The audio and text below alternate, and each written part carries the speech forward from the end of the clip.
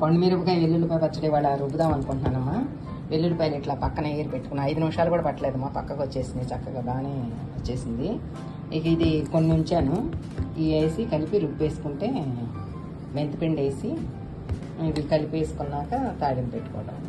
రుబ్బాక చూపిస్తాను. అమ్మ, వెల్లుల్లిపాయ పండుమిరపకాయ పచ్చడి అని చెప్పాను కదా, అది కూడా ఈరోజు తాళింపు పెట్టేసుకున్నాము. దానికి కూడా రెడీ చేసేసుకున్నాను. తాళింపు దినుసులు అవిను 1 కిలో వరకు నూనె పెట్టుకున్నాను. 1 కిలో వెల్లుల్లిపాయలు, కిలో పండుమిరపకాయ కలిసి రుబ్బేసి పెట్టాను. అట్లా తాళింపు వేసేసుకున్నాను.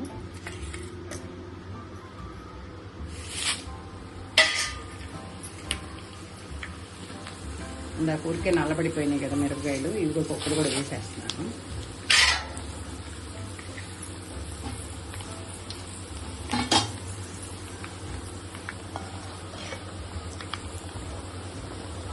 మిరపకాయలు అయినా పక్క తీసి పెట్టుకోవటం మంచిగా ఉంటుంది.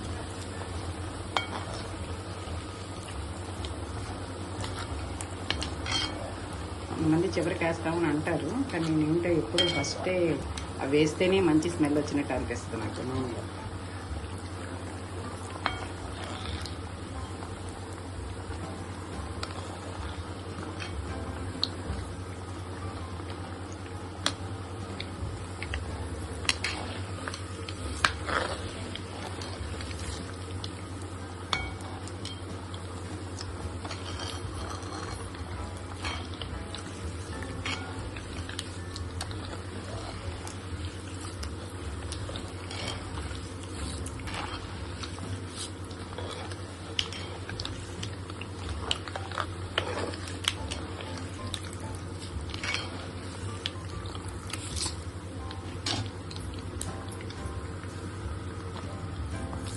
ఇంకా వేసుకున్నాము.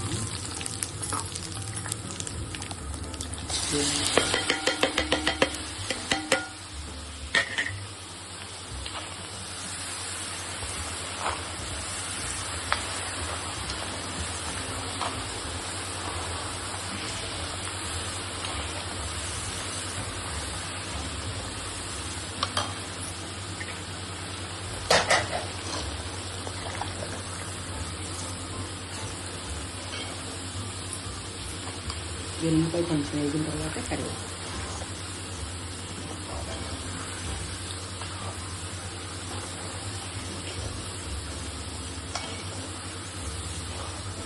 ఎప్పుడు ఎక్కువే వాడతాను మా వెల్లుల్లిపాయ, ఏం తేడా చేస్తే చాలా టేస్టీగా ఉంటాయి పచ్చళ్ళు.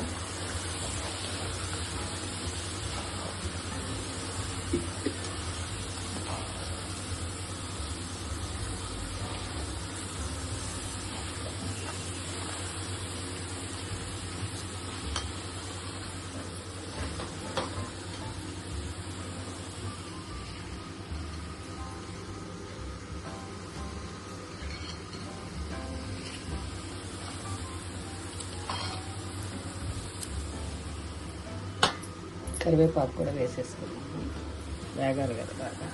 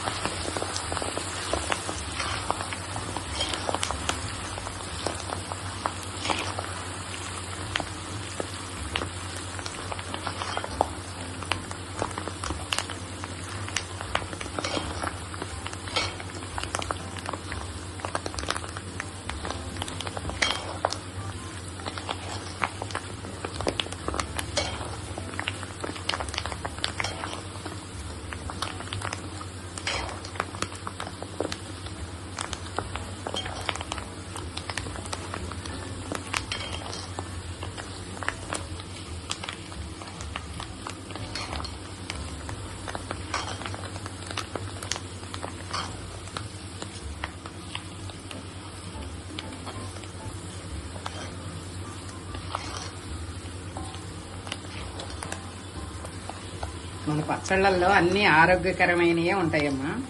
బయట తినే ఫుడ్లతో పోల్చుకుంటే మన ఇంట్లో ఇవి ఉంటే చాలు. చక్కగా ఎంతో మనం ఒక కూర వండుకున్న పక్కన ఇది ఉంటే ఎంతో బాగుంటాయి. నిన్న పండుమిరపకాయ రుబ్బేశాను, దాన్నే ఒకటి కొంచెమేమో వెల్లుల్లిపాయ పచ్చడిగా, కొంచెం ఏమో గోంగూర పచ్చడిగా చేశాను. ఇంకొంచెం ఏమో టమాటాలు మగ్గబెట్టేసేసి టమాటాల్లో కలిపేసి పండుమిరపకాయ బేస్గా 3 రకాలు చేశాను. నిన్న రుబ్బాను. ఈరోజేమో 3 పచ్చళ్ళు తాళింపు పెట్టేసేసుకుందామని చెప్పేసి వెళ్తున్నాను.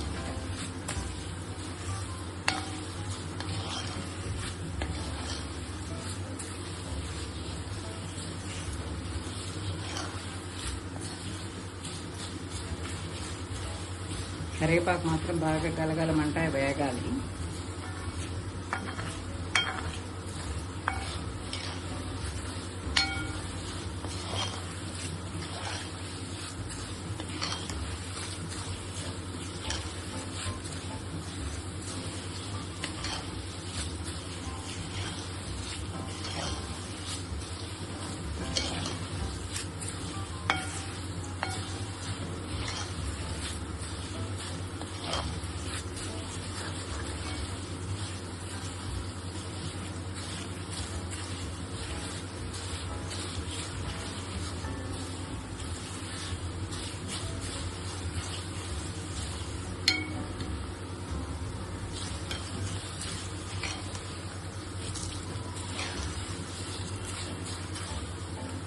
వేగిపోయిందమ్మా, కలిపాక చూపిస్తాను.